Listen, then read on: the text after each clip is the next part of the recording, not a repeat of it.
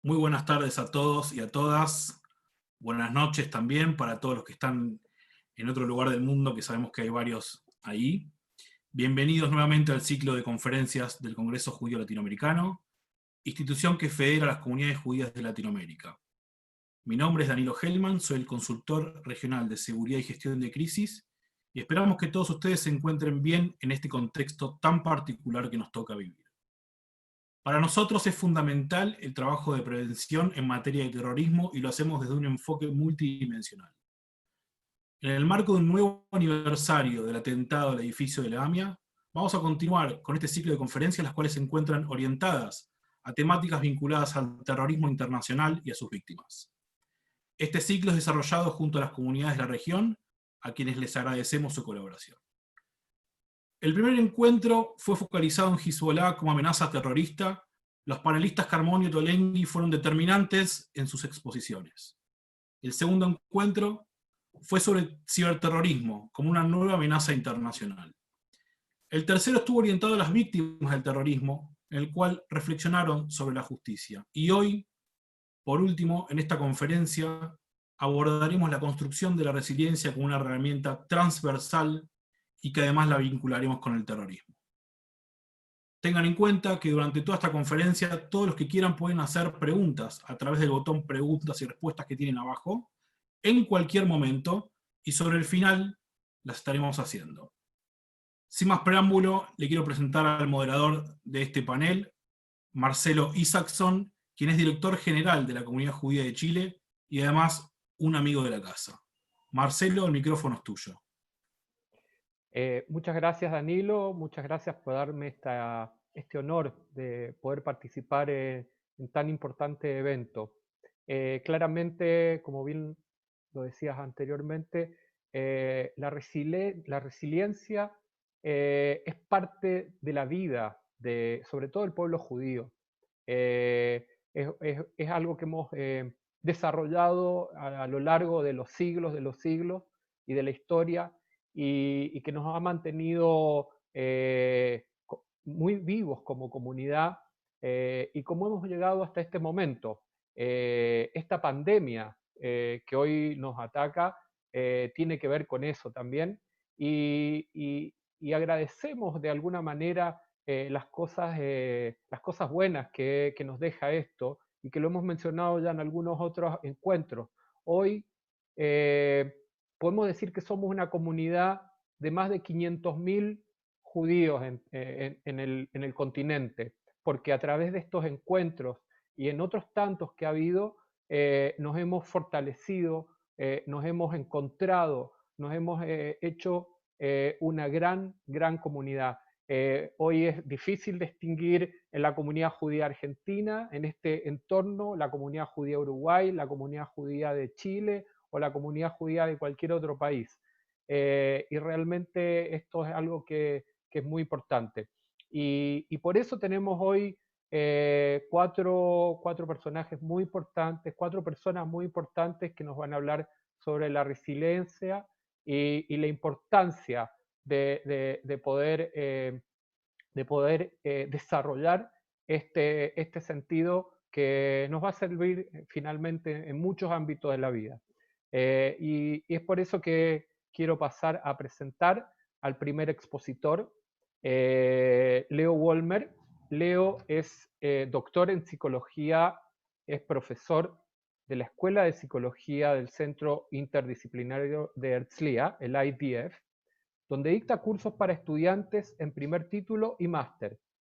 Hace, hace meses dirigió el departamento de investigación del Cohen Harris Resilience Center. Publicó más de 70 artículos científicos y capítulos en revistas y libros internacionales sobre su especialidad. Todos sus estudios en psicología y educación fueron en la Universidad de Tel Aviv. Su máster en psicología es en psicología clínica. Leo nació en Montevideo, fue alumno de la Escuela Integral, Madriz y Maskir de Maccabi Tzair, y está radicado en Israel desde 1982. Leo está casado con Laura, tienen 3 hijos, Dror, Shahar y John. Leo por favor, el micrófono y toda la audiencia es tuya y estamos muy, muy contentos de poder escucharte en esta tarde, noche para ti.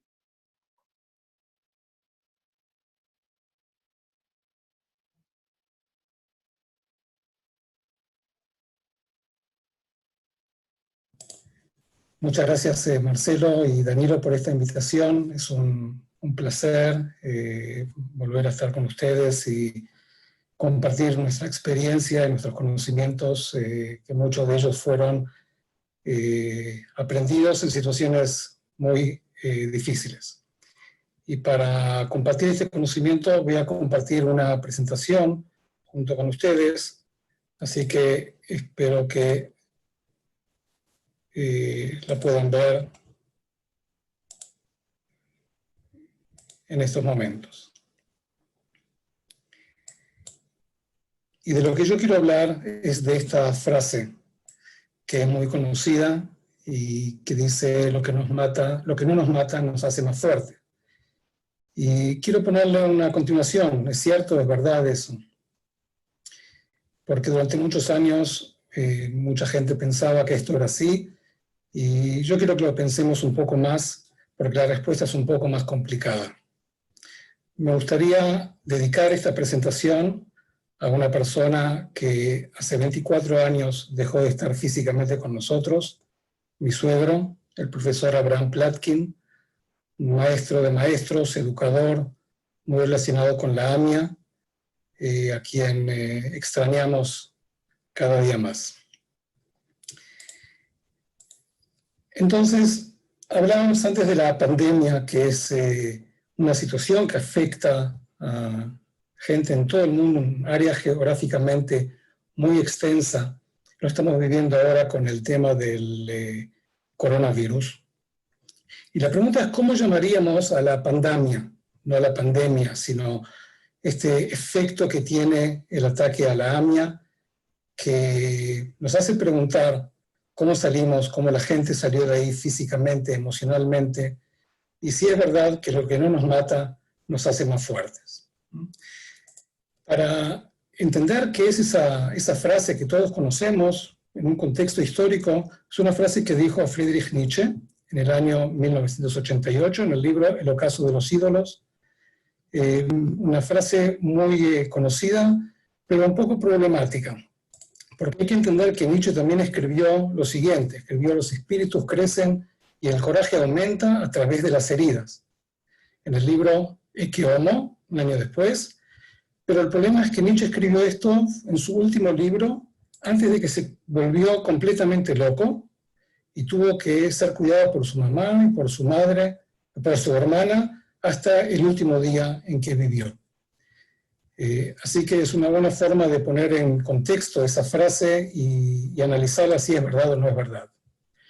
Y para hacerlo me gustaría hacerles una pregunta a todos ustedes, que piensen consigo mismo. ¿Con cuál de estas dos oraciones ustedes están de acuerdo? La primera dice: lo que no te mata te hace más fuerte para el próximo evento estresante o traumático. La segunda oración dice: lo que no te mata te hace más vulnerable al próximo evento estresante o traumático. ¿No? El trauma nos hace más fuerte o nos hace más vulnerables al próximo evento que vayamos a sobrevivir. Piensen cuál es la respuesta que ustedes darían. No digan depende, porque la mayoría de la gente dice depende. Y prometo darles una respuesta, van a ser más de una respuesta, que aclarezca un poco esta duda. Pero empecemos del macro, lo que pasa en el planeta, al micro, que es lo que pasa en la persona. Lo que ustedes ven es un mapa del mundo con las líneas de fractura, que es donde ocurren los terremotos, los sismos, que todos conocemos. Gente en Argentina, en Chile, puede conocer también en experiencia propia.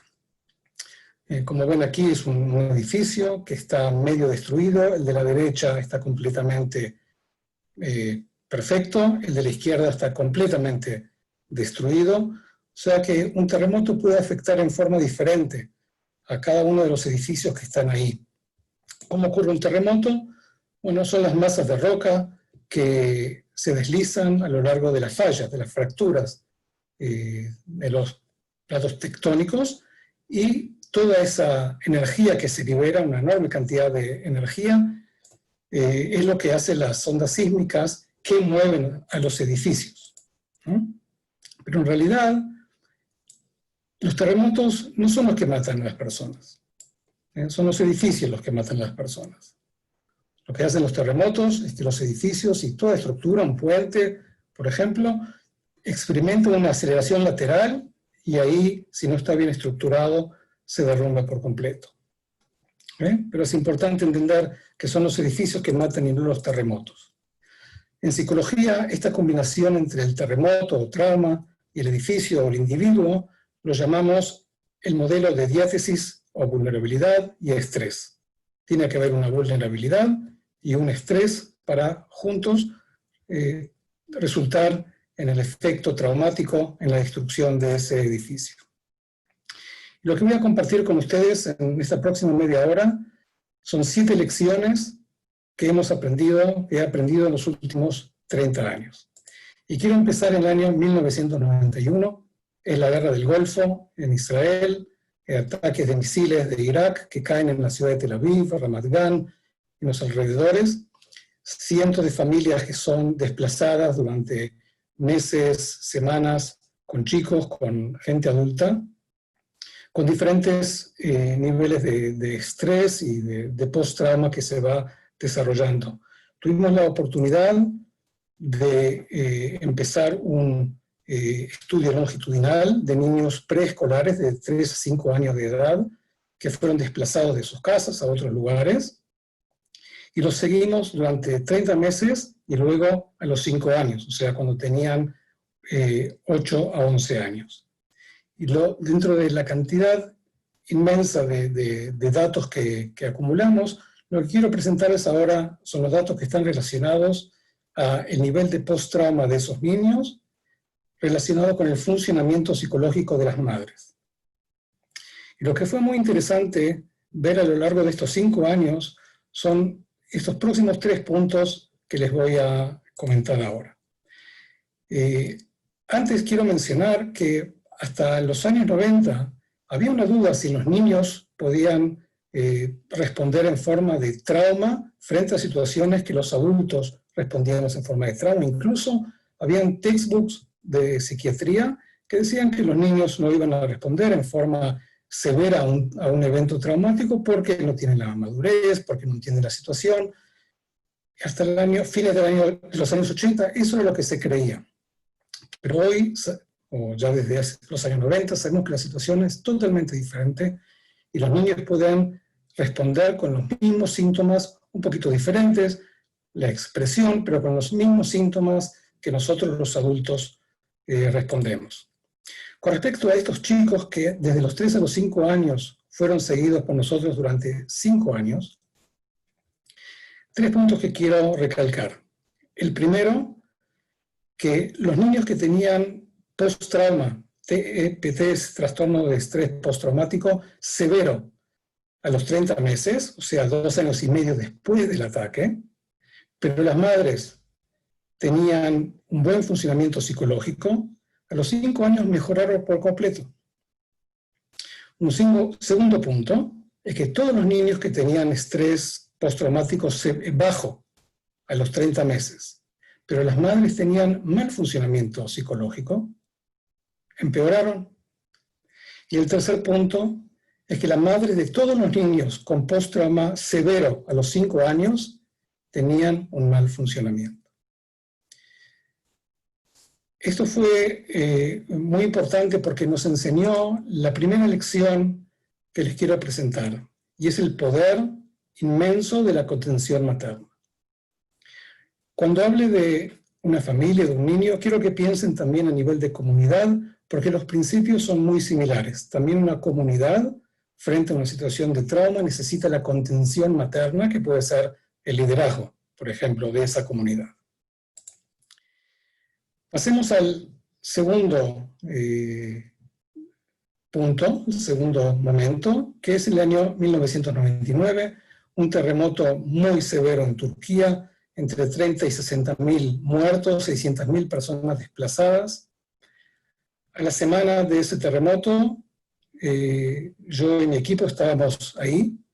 Aquí nos ven, este soy yo y la traductora oficial del ejército turco. Estamos en un campamento de refugiados, de gente que perdió las casas, que fueron destruidas, y el ejército enseguida equipó todo un campamento para 50.000 personas, habían acá 50.000 personas desplazadas, y la oficial esta me estaba mostrando los diferentes lugares que estaban haciendo, un comedor, el lugar para repartir comida, acá ven la gente esperando el pan, y había también una escuela, y me quiso llevar a la escuela, y en ese momento, a la entrada había un cartel, y le pregunté qué decía el cartel. La oficial turca quiso evadir esa pregunta, lo que me despertó un poco más de curiosidad por saber qué decía ese cartel, y después de convencerse, me dijo lo que decía. Yo pensaba Leo, sí. perdón la interrupción, creo que no se está pasando las diapositivas. Creo que todos vemos una de un terremoto, y creo que fuiste avanzando y no la vimos, me parece. No sé, ¿los otros lo ven o no? O sea, sí, estamos viendo la inicial, Leo, que cómo ocurre un terremoto. Después, si hubo después de eso más slide, no las hemos visto. Sí, hubo... ¿No ven esto? No. Ok, entonces voy a... Perdón, entonces...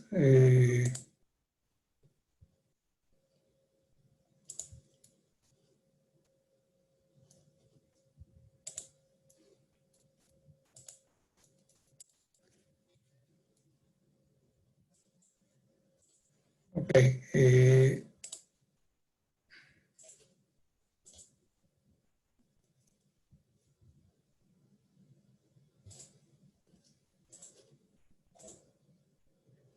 ¿me avisan si lo están viendo?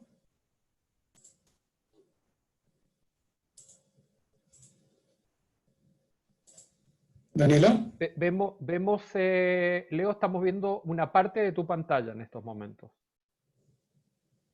Ok, es que yo no los veo a ustedes, lamentablemente.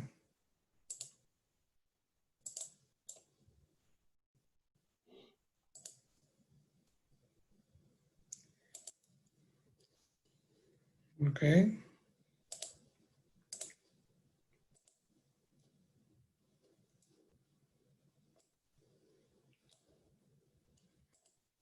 ¿Lo ven ahora, Marcelo? Así es. Sí, esa vimos al principio.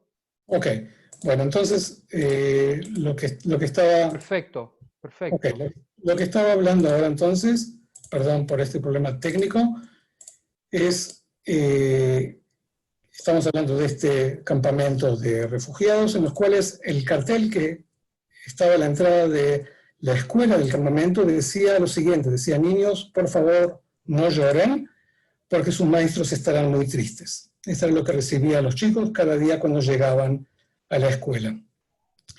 Y hay que entender que en ningún país está preparado para tratar a masas de 600.000 personas a nivel psicológico, no habían suficientes psicólogos, psiquiatras, y lo que identificamos es que habían maestros. Y pensamos cómo utilizar a los maestros para que puedan ser mediadores terapéuticos con esos chicos. Entonces, hablando con los maestros, preparándolos para que puedan ayudar a esos chicos, a la falta de ese personal de salud mental, entendimos que ellos no estaban de acuerdo, no querían tomar esa responsabilidad y simplemente nos decían que no están de acuerdo. A falta de otra alternativa, los tratamos de convencer, pero para eso había que superar una cantidad de resistencias de esos maestros. La primera resistencia es por qué intervenir, y a eso le tuvimos que decir que en realidad los chicos sufren como los mayores, como los adultos, sufrieron pérdidas, traumas, y hay que ayudarlos a elaborar esa situación de trauma. Eso nos convencía bastante bien, y su respuesta es: ¿a dónde les mandamos a los chicos para que ustedes los traten? A lo que nosotros les decíamos: no, los vamos a tratar en la escuela. Lo que decían, ok, perfecto, ustedes van a venir a la escuela a tratar a los chicos, y nosotros les decíamos, no, los van a tratar ustedes, nosotros los vamos a preparar, los vamos a ayudar para que ustedes los traten. Y ahí la pregunta era, ¿por qué yo? ¿Por qué yo tengo que ser esa persona que los trate? Yo soy un maestro de geografía, de historia, de matemática, y no sé cómo hacerlo. Y el proceso era de tratar de ayudarlos a entender, uno, de que ellos están también sufriendo cierto trauma y que los podemos ayudar a reestructurar ese trauma de ellos, y entender también cuál es el rol de ellos. No es un rol de maestro, es un rol de educador, y no es lo mismo. Y para hacer eso, lo hicimos de la siguiente forma. Les pedimos a cada uno que revisen sus vidas, que vean en su imaginación a aquellas personas que han influido en ellos en forma significativamente y que han generado en ellos una transformación positiva. Esa gente que tenemos un lugar de amor reservado en el corazón nuestro, y que los describan, cómo esas personas se comportan, cómo enfrentaban situaciones difíciles. Y ahí vamos entendiendo cuáles son las diferentes percepciones que ellos tienen de esa gente que recuerdan de su pasado. Ustedes ven aquí algunas de las cosas que la gente dice, y no importa en qué grupo hagamos este tipo de ejercicios, si sean maestros o psicólogos o gente de negocios, las mismas oraciones van a aparecer ahí.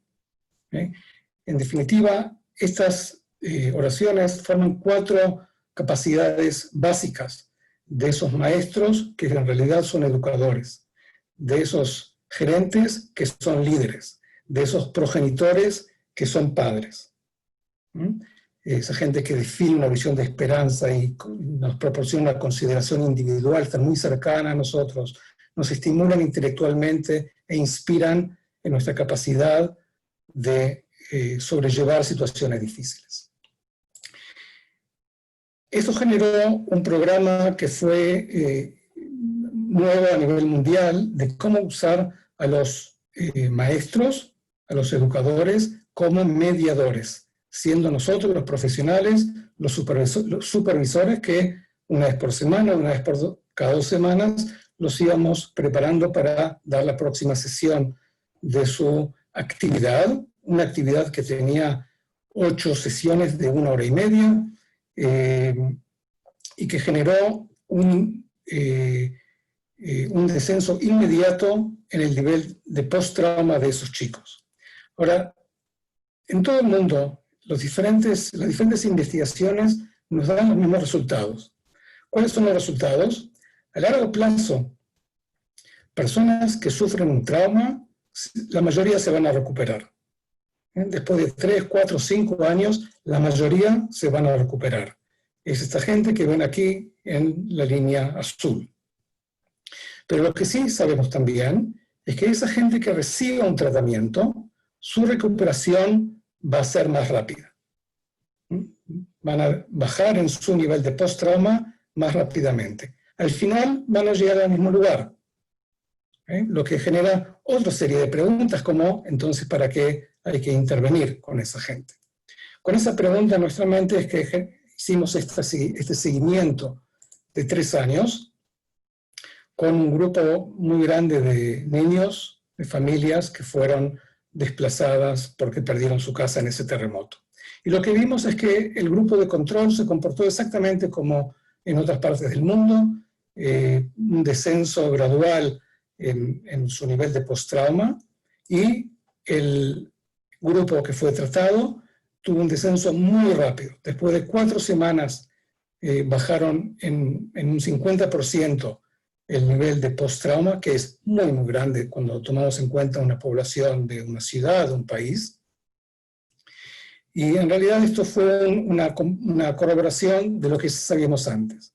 Pero lo más importante fue lo que aprendimos luego. Aprendimos que la adaptación de esos chicos que fueron tratados, a pesar de que su post-trauma era similar al grupo de control, su adaptación a la vida a nivel académico, a nivel de conducta, a nivel social, era significativamente mejor que la adaptación de los chicos que sufrieron el mismo terremoto, pero no fueron tratados.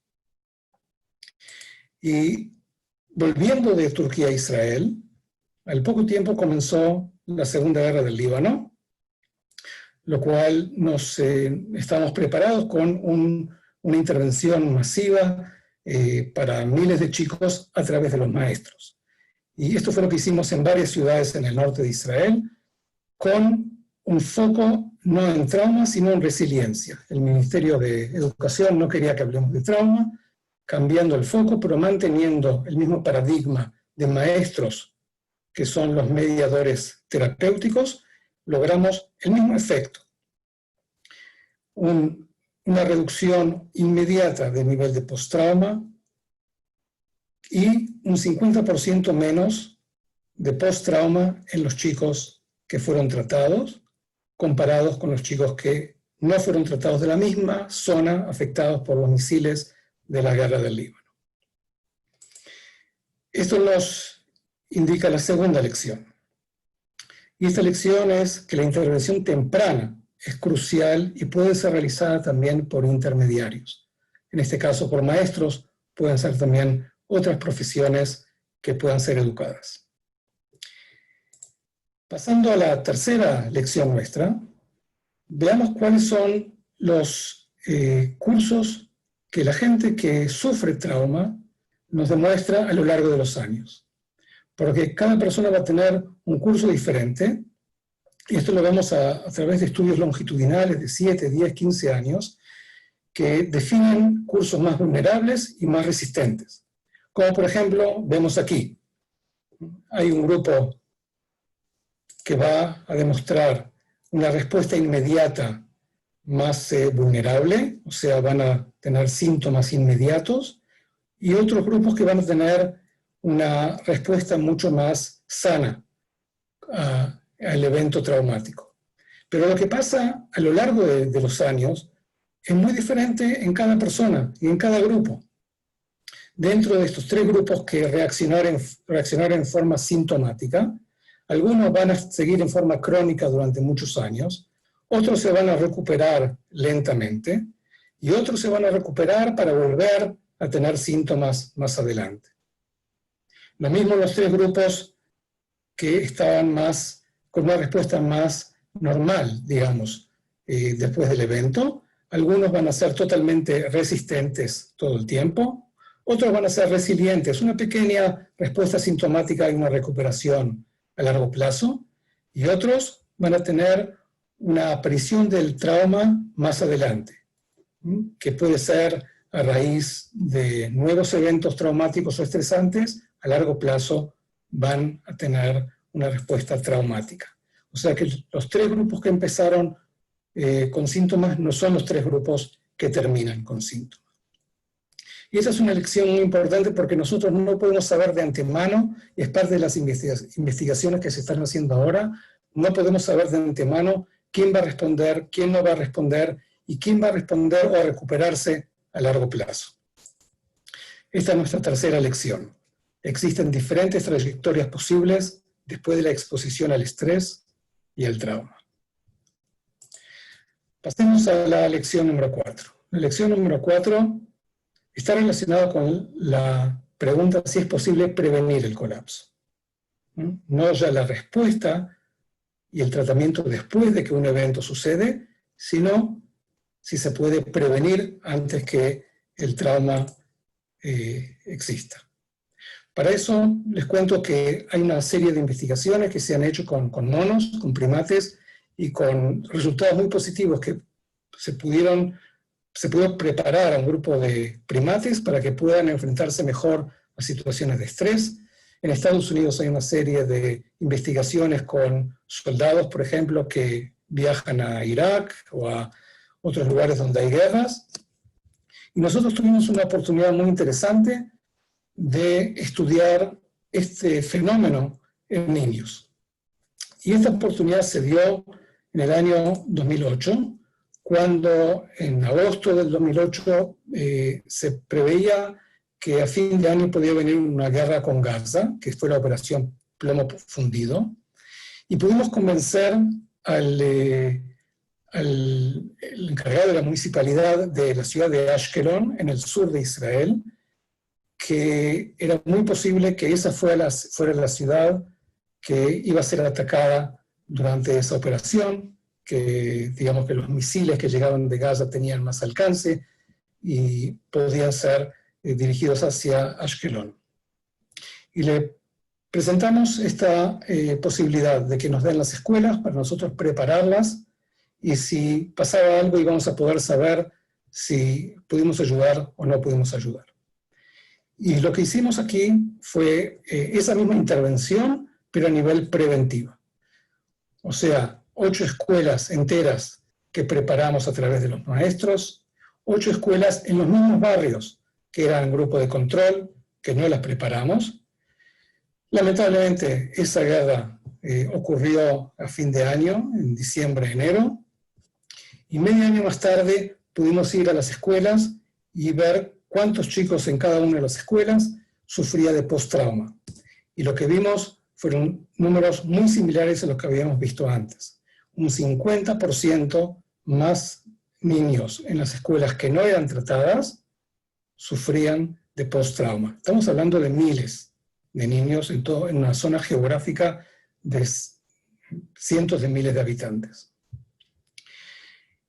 Esta fue la primera vez que se demostró que se podía preparar a nivel preventivo una población de niños para prevenir el trauma, en este caso de una guerra. Y esta fue nuestra cuarta lección. Es posible fortalecer la resiliencia y prevenir respuestas no adaptivas de antemano.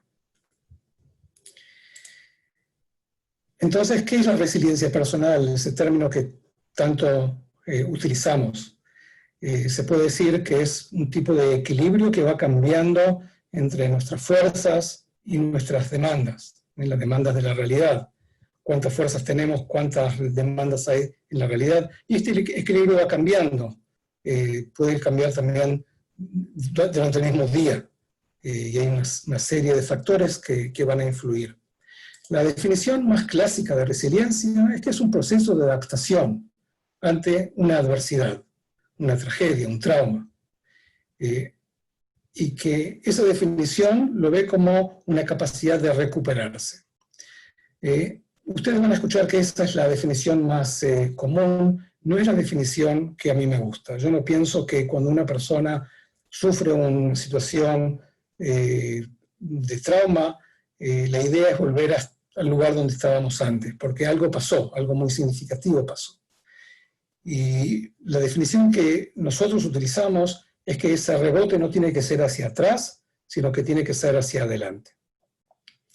Es esa capacidad que tiene una persona o una comunidad de hacer frente, de recuperarse a ese evento, pero también de cambiar, de desarrollarse,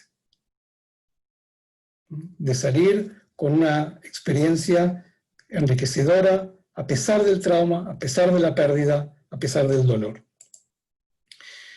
Pero para entender cómo este proceso se genera, hay que ver cuáles son los factores de riesgo que existen. Y quiero presentarles 2 tipos de factores de riesgo. Los primeros son esas cosas que están relacionadas con la genética, con capacidades psicológicas, mentales, temperamentales, cohesión familiar.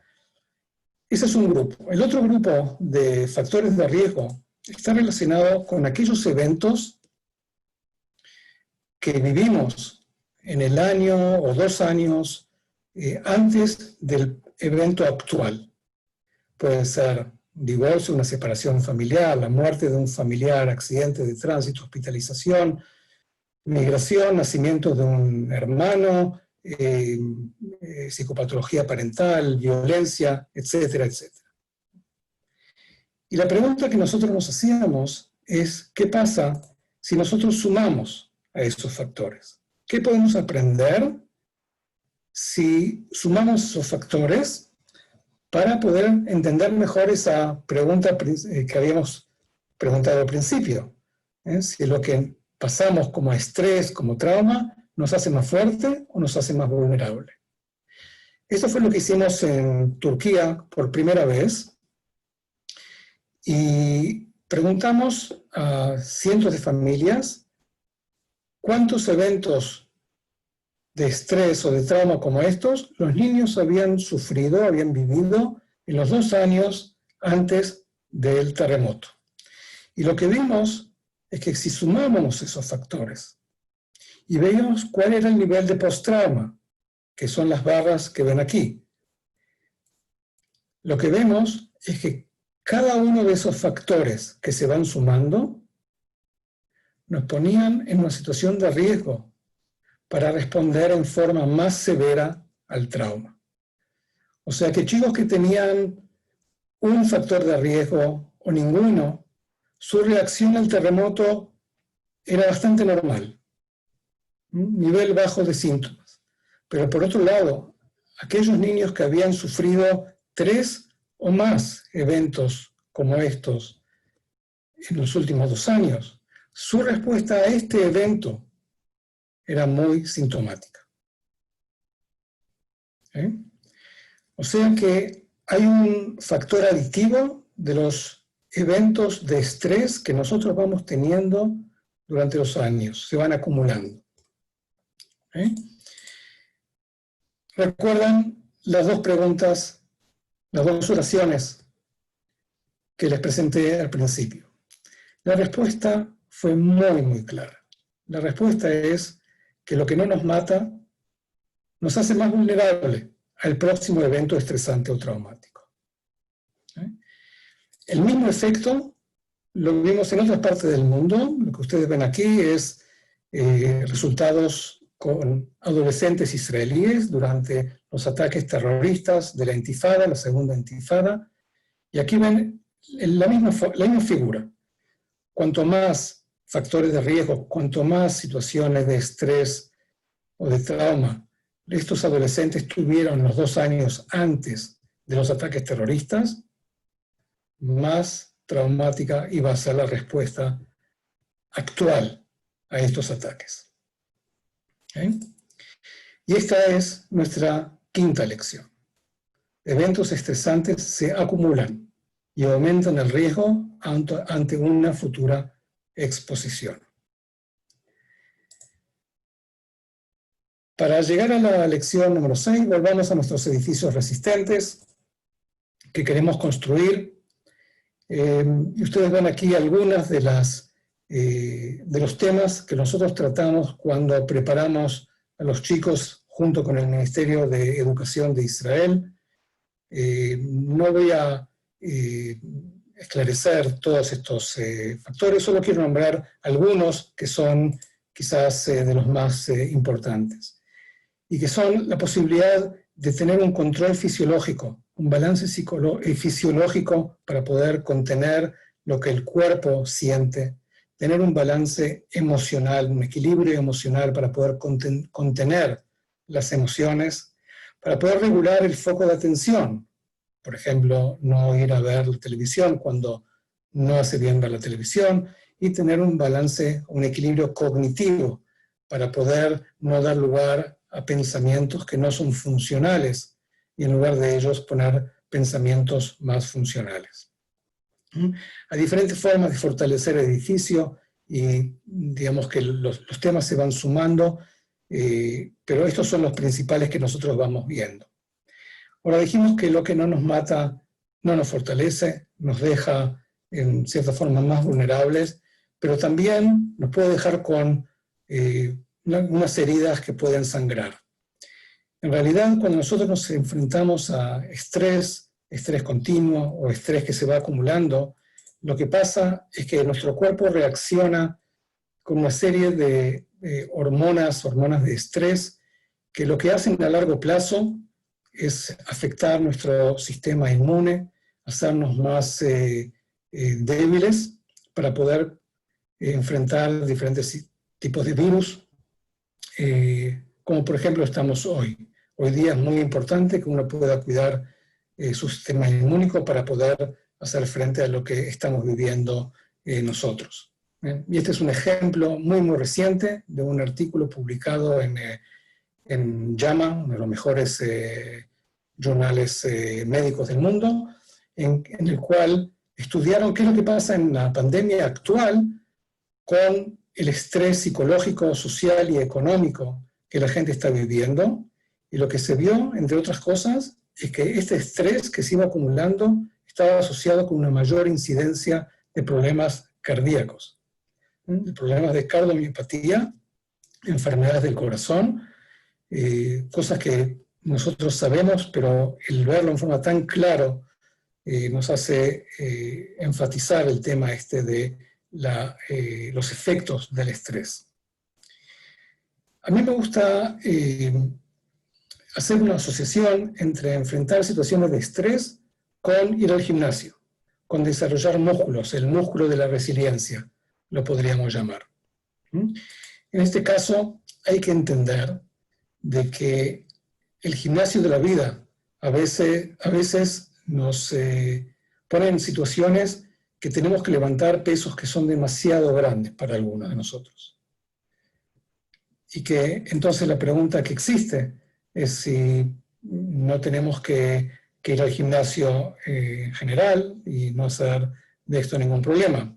Pero no es esa la respuesta más importante. ¿Por qué? Porque las investigaciones más recientes nos están dando otros datos. ¿Qué es lo que las investigaciones nos dicen? Nos dicen que niveles muy bajos de enfrentar situaciones de estrés, o niveles muy altos, o sea, no tener ningún evento de estrés en los últimos años, o enfrentar demasiados eventos de estrés en los últimos años, esos dos extremos están relacionados con más síntomas psicológicos y menos satisfacción de la vida. Por otro lado, el poder enfrentarse a un nivel moderado de situaciones de estrés nos genera una mejor sensación frente a la vida y menos síntomas de angustia, de depresión o de post-trauma. O sea que sí es importante ir al gimnasio, sí es importante enfrentar situaciones de estrés. No es verdad el que no ir al gimnasio, como ustedes ven, no genera ningún problema, pero sí es importante saber cuánto peso tenemos. Esta es una lección que nosotros utilizamos, por ejemplo, cuando equipos tienen que operar en situaciones de terrorismo. Y cuando hay personas que tuvieron en los últimos años demasiados enfrentamientos con situaciones de estrés, podemos decirle a esa gente, vos ahora no vas, va a ir otra persona. Podemos regular el peso que esa persona va a enfrentar en esta próxima situación. El poder regular de la situación no es no ir al gimnasio, sino ir en forma responsable. Esta es nuestra sexta lección. Hacer frente al estrés moderado puede tener efectos beneficiosos. Pero ¿qué pasa con la posibilidad de crecer a raíz de un trauma? ¿Podemos prosperar? ¿Puede haber ese resultado de crecimiento postraumático? En los últimos años, este es uno de los temas más estudiados y la respuesta claramente es sí. Podemos crecer, es lo que se llama post-traumatic growth, crecimiento postraumático, y que es esa posibilidad de salir del evento adverso más fuertes, más maduros, más entendidos de la vida, con una escala de valores diferentes. Pudimos ver ese mismo efecto en esos chicos que les contaba antes del terremoto en Turquía. ¿Qué fue lo que pasó con estos chicos a lo largo de los 3 años y medio que los seguimos? Lo que vimos al principio es que cuanto más situaciones de estrés habían vivido, mayor eran los síntomas de post-trauma que habían tenido. En realidad es esta línea de aquí. Esto repite lo que dije antes. Cuanto más eventos traumáticos, más post-trauma iban a tener. Pero cuando esos chicos fueron tratados y luego seguidos durante 3 años y medio, lo que vimos es que esa tendencia en realidad se presentaba en forma opuesta. Cuando los chicos fueron tratados, a largo plazo, los que más habían tenido situaciones de estrés eran los que estaban más sanos, eran los que estaban más normales. En realidad, habían crecido, se habían fortalecido. Es como que esos chicos habían tenido esa posibilidad de ir al gimnasio y de trabajar sobre el trauma que habían sufrido, elaborar el trauma, lo que llamamos elaborar el trauma. Y esto fue una lección muy, muy importante. Esta es la diferencia entre la respuesta inmediata y la respuesta a largo plazo. Y esta lección, en realidad, me hizo pensar en lo que los japoneses llaman kintsugi. Kintsugi es un arte hermoso de que cuando una vasija se rompe, lo que hacen es repararla, unirla, y en esos lugares donde se une esa vasija, lo que ellos ponen es oro, como ustedes ven aquí. Porque lo que se entiende es que en esos lugares en donde nos rompimos, esos lugares son parte de nuestra historia, son las partes más valiosas de nuestra historia y que nos van a fortalecer para el futuro. Esta es nuestra lección número 7. El procesar traumas, el elaborarlos, puede mejorar incluso o especialmente a los más vulnerables. Estas son las 7 lecciones que les presenté y como les dije al principio, los mismos principios son relevantes para una comunidad. Empezamos con Nietzsche y quiero terminar con Nietzsche, filósofo alemán que mucha gente piensa que era antisemita, era a favor de los nazis y en realidad era todo lo contrario. Pero algunos de sus textos fueron tomados por los nazis o mal interpretados. Y lo que escribe Nietzsche en Aurora, en el año 1881, es muy significativo para lo que nosotros estamos viviendo en este mundo, nosotros los judíos. Dice Nietzsche lo siguiente: en Europa, los judíos se han formado en una escuela de 18 siglos como no lo ha hecho ningún otro pueblo, y de una forma que las experiencias de ese terrible periodo de prueba han aprovechado más a los individuos que a la comunidad. La consecuencia de esto es que entre los actuales judíos los recursos del alma y de la inteligencia tienen una fuerza extraordinaria. Entre todos los europeos, ellos son los que con menos frecuencia recurren en la miseria, a la bebida, al suicidio, para escapar de una situación penosa, despreciando este medio que suele ser común entre individuos de menores aptitudes. Todo judío encuentra en la historia de sus padres y de sus antepasados un manantial de ejemplos de razonamiento frío y de perseverancia en situaciones terribles, del más ingenioso aprovechamiento de la desgracia y del azar. Y quiero culminar deseando que ojalá que encontremos en la historia de nuestros padres y antepasados, historia de holocausto, de guerras, de actos terroristas, un manantial de ejemplos de perseverancia en situaciones terribles, del más ingenioso aprovechamiento de la desgracia y del azar. Muchas gracias. Muchas gracias, Leo. Realmente un lujo tu exposición, muy educativa, muy pedagógica, y creo que nos va a servir mucho a todos en esta época que estamos viviendo y por supuesto para el futuro. Nos va a dejar muy buenas enseñanzas. Y a propósito de lo que tú mencionaste, una cosa tan importante que era para la resiliencia era la contención materna, y que esa función también la cumplían los líderes de nuestra comunidad, que probablemente hay muchos dentro de los espectadores. Pero en relación a la contención materna, quiero presentarles a Ana Evans. Ana es esposa de Hernán Mendoza, quien fue asesinado en Nueva York por un acto terrorista el 31 de octubre de 2017, mientras iba en bicicleta con sus amigos, paseando en un viaje, disfrutando y pasándola bien con sus amigos de colegio en Nueva York.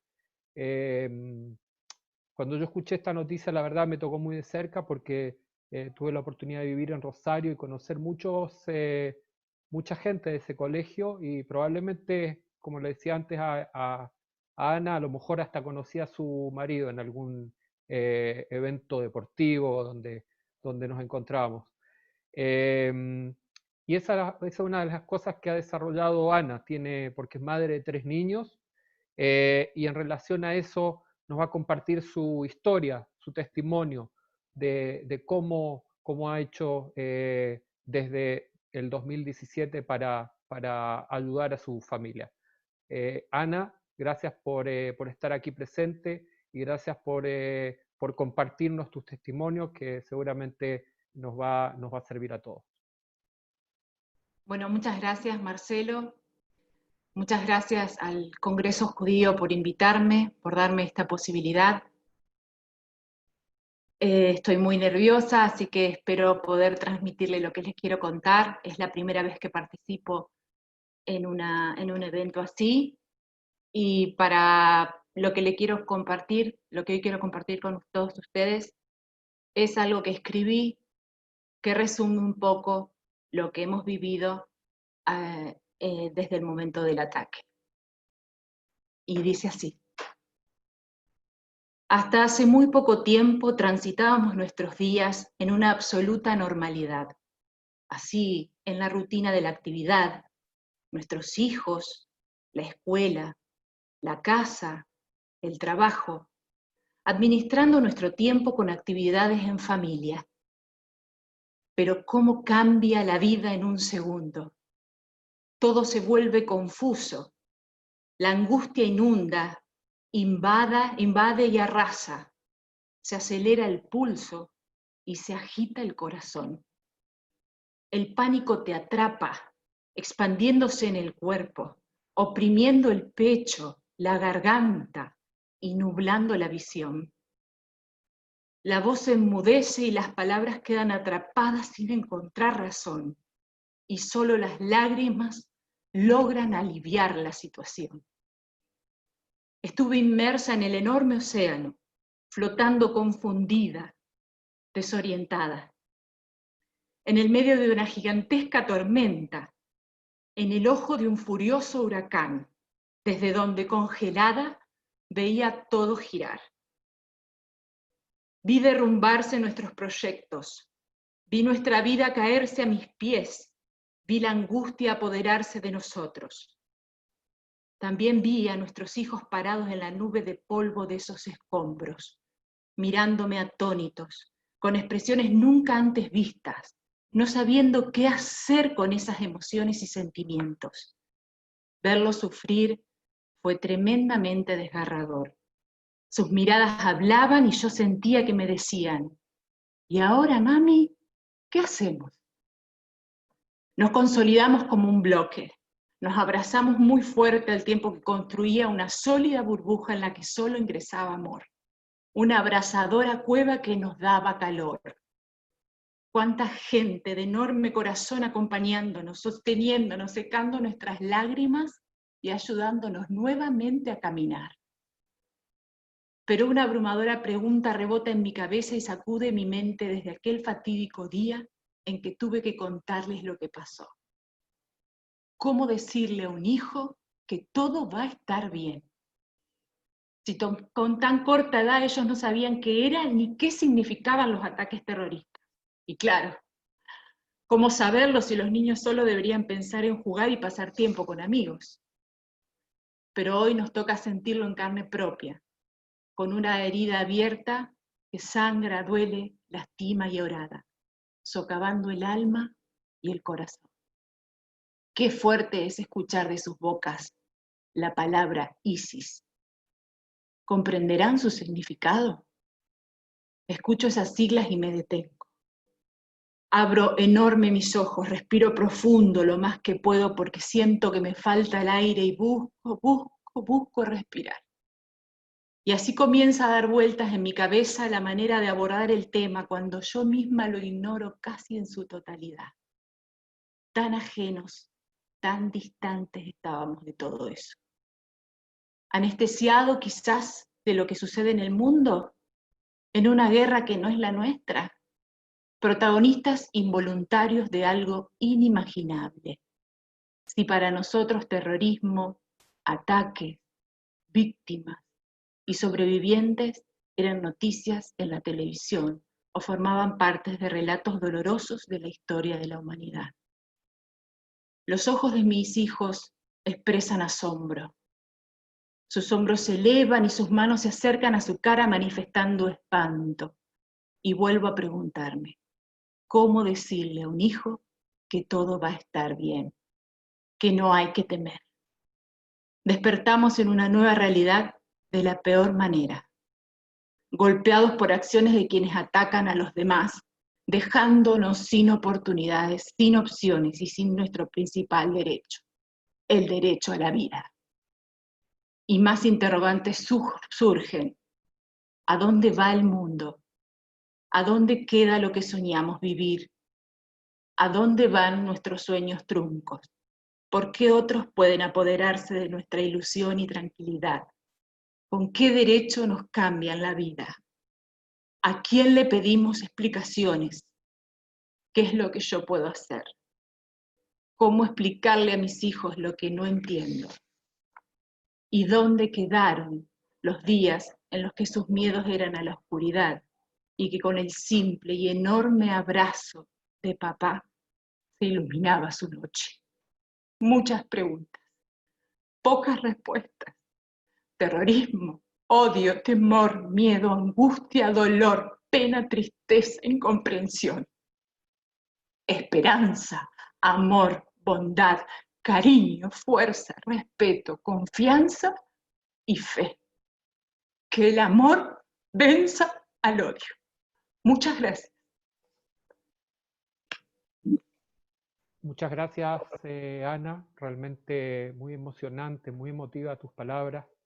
Y muy lindo tu cierre, que nos da un mensaje de esperanza, que a pesar de los tiempos que vivimos, todavía se puede tener fe, esperanza, amor, y esa va a ser de cierta manera la forma también de reparar este tipo de cosas y poder reparar el mundo, el tikkun olam, como decimos muchas veces los judíos.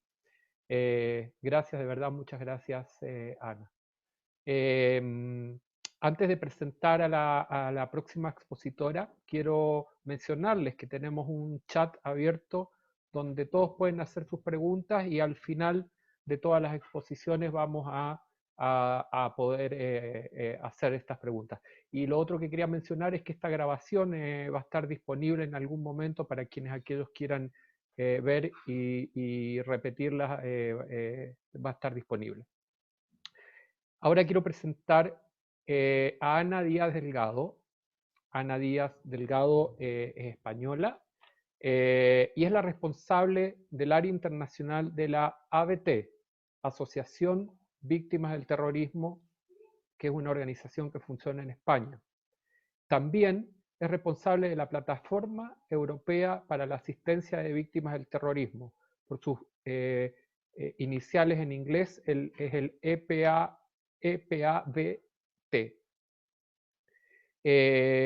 Ana es Ana Díaz Delgado, porque casualmente todas las panelistas que tenemos hoy invitadas son todas Ana. Algo debe haber, alguna casualidad con las Anas respecto de la resiliencia, parece. Ana es hermana de Francisco Javier Díaz Delgado, quien era policía y fue asesinado por el grupo terrorista ETA en 1991 en Barcelona. Ana nos va a exponer sobre esta experiencia y sobre su participación en el tema. Gracias, Ana. Te escuchamos. Gracias, Muchísimas gracias. En primer lugar, pues dar las gracias al Congreso por la invitación y darme la oportunidad de exponer lo que hace nuestra asociación en España y que creo que hacemos una labor que puede ser muy significativa para el resto del mundo. Yo, como bien has dicho, soy la responsable del área internacional y voy a contar un poquito básicamente cómo fue creada nuestra asociación y qué es lo que hacemos. En nuestra organización fue creada en 1981 por 3 mujeres que eran viudas. Obviamente el Estado no se ocupaba de las víctimas de la atención ni temprana ni posteriormente de las víctimas. Y por Ana María Vidal Abarca, Sonsoles Álvarez de Toledo e Isabel Osí, que siempre rendimos homenaje a nuestras fundadoras. Nuestra asociación actualmente aglutina a más de 4.800 asociados. Para nosotros los asociados son heridos de atentados, cónyuges de asesinados, hijos de asesinados y en el caso de que fueran solteros, padres y hermanos de asesinados. La actividad terrorista en España, como bien sabéis, comenzó en 1958 y finalizó en el 2010. Hubo un periodo de transición en la época de los años 70 donde se amnistiaron a los terroristas con el fin de que el terrorismo de ETA terminara, pero no fue así. En España, aparte de ETA, tenemos atentados terroristas de otros muchísimos grupos que cohabitaron con ETA, como por ejemplo fue Terra Llore, el Grapo, bueno, un montón el Batallón Vasco, en fin, y el yihadismo. También hemos sufrido porque hemos sufrido el mayor atentado yihadista de Europa. La finalidad de nuestra asociación, AVT, por las siglas, que es Asociación Víctimas del Terrorismo, es aunar a familias para reivindicar derechos y reclamar la justicia. Prestamos ayuda moral y material a aquellas familias que se quedan en situación de desamparo tras un atentado terrorista. Colaboramos en actividades en beneficio de las víctimas, realizamos actos públicos, seminarios o conferencias.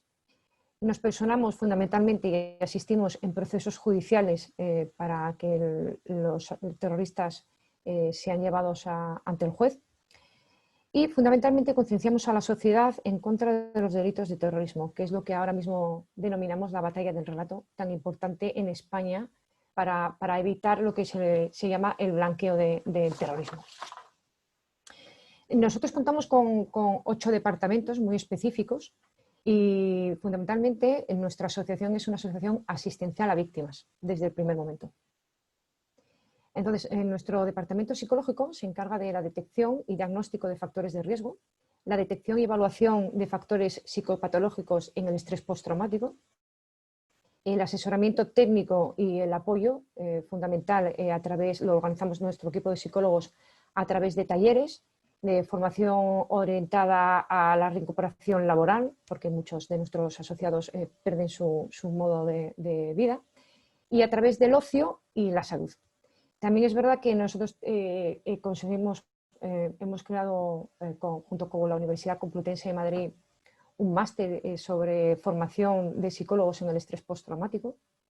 Todo eso se canaliza a través del Departamento Social, que desarrolla actividades de atención psicológica, orientación sociolaboral, como bien comenté antes, con proyectos Labora, que llamamos, que a través del Ministerio de Trabajo se fomentan cursos para la reinserción laboral.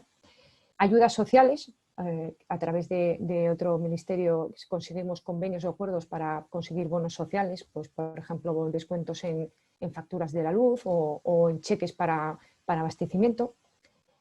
Fundamental es el acompañamiento a juicios, puesto que las víctimas del terrorismo a veces se tienen que enfrentar cara a cara con su asesino. Entonces es una labor muy importante la del acompañamiento a juicios. Y fomentamos las actividades a través del ocio terapéutico con otros asociados para compartir y fomentar los lazos entre víctimas.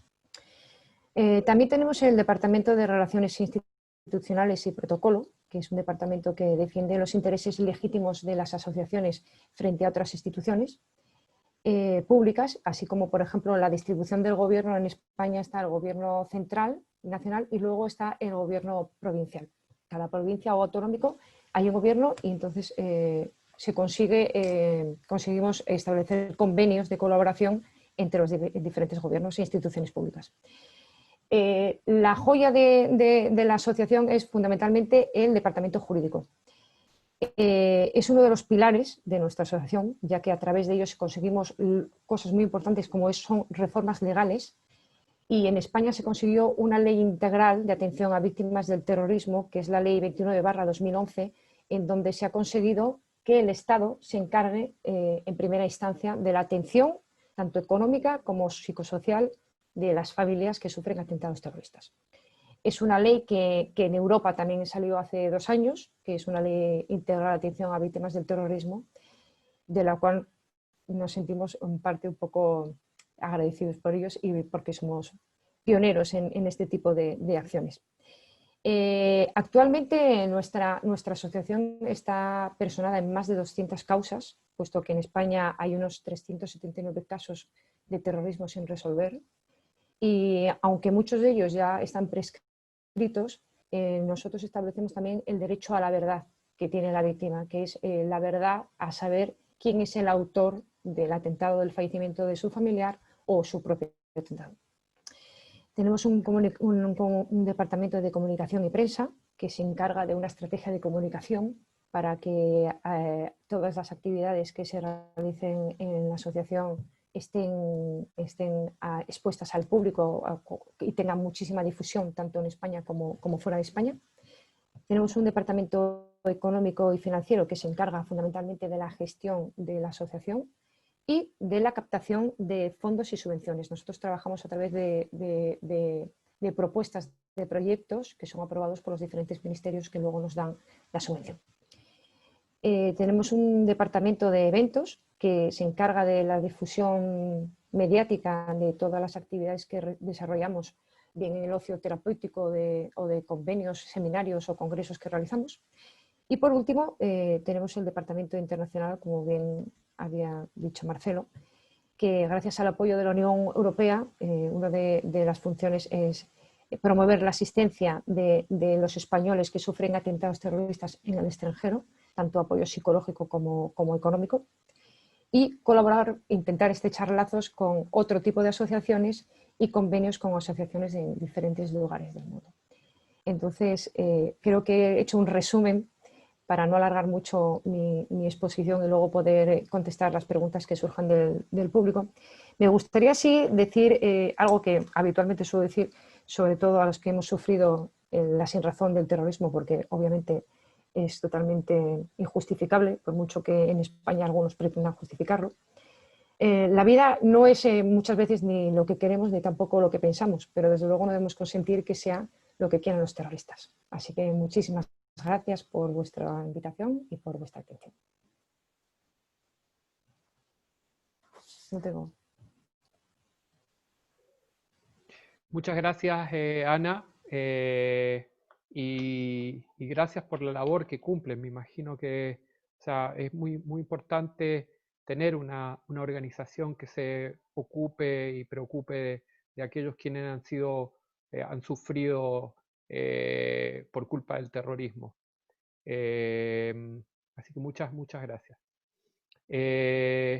Ahora voy a presentar a una querida amiga que me ha dado este trabajo. He tenido la oportunidad de conocerla y he estado compartir con ella en muchas oportunidades, en los foros, en los eventos, a quien he aprendido a conocer y le tengo mucho cariño.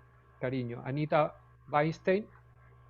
Anita es socióloga, investigadora especializada en sociología de la comunidad judía argentina, autora de libros y exposiciones sociohistóricas, exdirectora de la Federación de Comunidades Judías de la Argentina, directora emérita del Centro de Documentación e Información sobre el Judaísmo Argentino Mark Torkou de AMIA.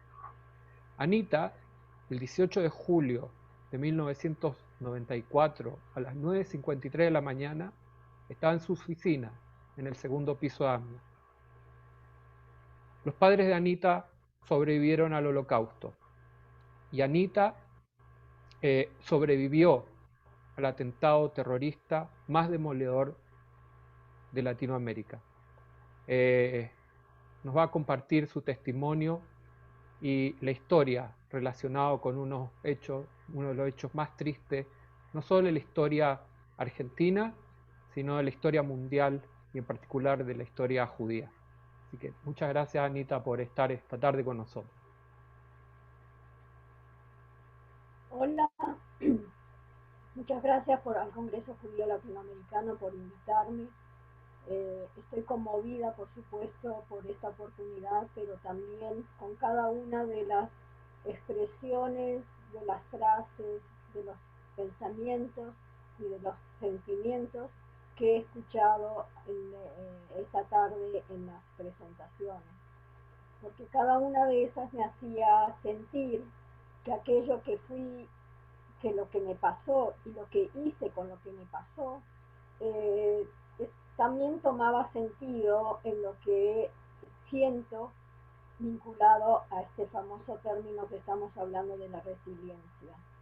Ese 18 de julio de 1994 yo trabajaba en AMIA y como muchos otros días, tantos, estaba en el edificio desde temprano con mi asistente Mirta Strier. A los minutos de estar ya dentro del edificio, ya quedó en la parte del frente, en la oficina. Yo fui al fondo a hacer alguna pregunta. Ese momento en que llegué al fondo fue el estallido del atentado, el estallido de una bomba, pero que en ese momento no identificábamos como tal. Era tanta la imposibilidad de entender qué es lo que estaba pasando, que teníamos diferentes hipótesis, pero solo cuando pudimos salir al aire libre y ver qué es lo que estaba pasando en el edificio atrás nuestro, porque como decía, estábamos mirando para el fondo, vimos el terrible atentado al edificio de AMIA, pero al barrio del 11, a la sociedad argentina, a todos los alrededores. Lo que adentro se sintió, ese caer permanente de lo que después entendimos esta famosa palabra escombros, al caer esos bloques, la oscuridad por los cables cortados, la falta de posibilidades de respirar, aquello que no entendíamos, aquello que vislumbrábamos entre tinieblas.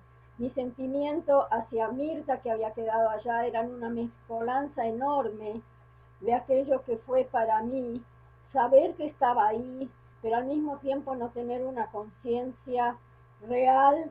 Hay como un desdoblamiento de lo que uno es en ese momento y lo que está viendo.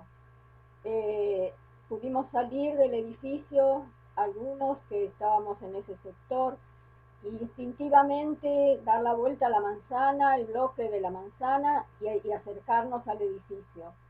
Toda mi emoción, por supuesto, estaba puesta también, por suerte, en la posibilidad que hubo de que me encuentre ahí con mi hija, mi marido, también una cuñada que vivía cerca. Ahí hubo un factor importante, pero también fue aquello que sentí como que yo tenía que ayudar, así como estaba choqueada, tenía el instinto de ayudar, de hacer algo por alguien. Quería ir, subir y ayudar en esos baldes que me removían los escombros.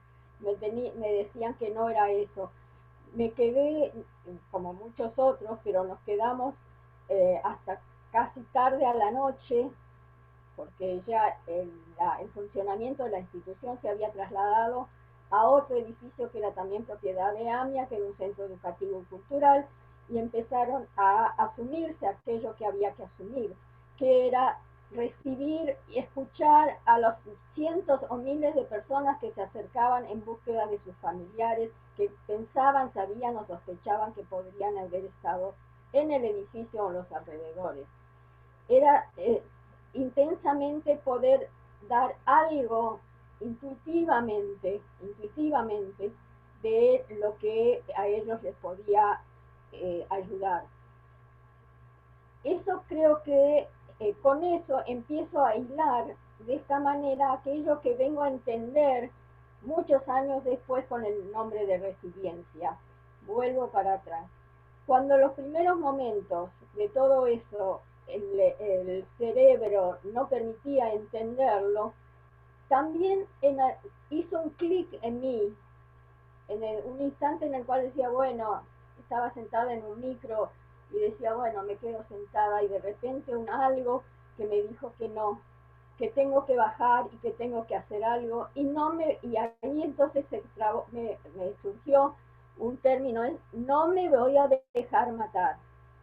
Y ese no me voy a dejar matar también me trae a mí con la imagen, lo que vi, lo que aprendí de mi mamá. Una figura importantísima en mi vida, hoy la veo así, cuando uno convive con la madre y durante toda la vida que uno tiene, tal vez no tiene estas percepciones, pero para mí, hilando todo esto, cuando dicen cuál es el fondo y cuánta fortaleza uno puede tener, en la lección que ella me dio, ella siendo sobreviviente del Holocausto, habiendo estado encerrada en un granero con su hermano durante 3 años y medio por un polaco católico que los escondió, cuando retorna el primer momento a su pueblito, a su casa, sin saber si está destruida o no, sin saber quién vive o no, y se encuentra que le devuelven su casa, y entra en su casa, y siente algo de su vida renovar, y así como está destruida por lo que significó física y mentalmente, ella siempre nos relató que enseguida empezó a colaborar con la gente que estaba recibiéndose en el mundo entero, los listados de los sobrevivientes, para ver si se podía encontrar a los familiares que tanto ansiaban encontrar. Ya así tan dolida, ella se avino a ayudar al otro. Así fue también en otros momentos en los cuales ella fue un ejemplo para mí. Se dedicó a la vida comunitaria, esto es en Bolivia, con la institución, con la escuela. Se dedicó a ayudar a idear cosas y fundamentalmente a proponerse vivir y no dejarse matar. Para mí eso me fue acercando, me dio un empuje muy importante, y también entendí, ahí lo hilo con la memoria, con dar testimonio, porque ella durante toda la vida me contó cosas, me hizo entender, pero después del atentado, instintivamente, el tema de la memoria empezó a ocupar un lugar importante. Testimoniar yo, que lo hago hasta hoy, y nunca digo que no a quien quiera escucharme, y siempre trata de hacerle entender que por encima del relato de los hechos hay que entender los mensajes que ese relato puede tener. Así que para mí la memoria se convirtió en importante. Y esto lo junté con el trabajo que yo estaba teniendo en AMIA, que era la dirección de un centro de documentación sobre el judaísmo argentino, y ahí me propuse instintivamente otra vez, pero con mucha ímpetu, a juntar todos los materiales posibles que testimonien qué significó el atentado a la AMIA.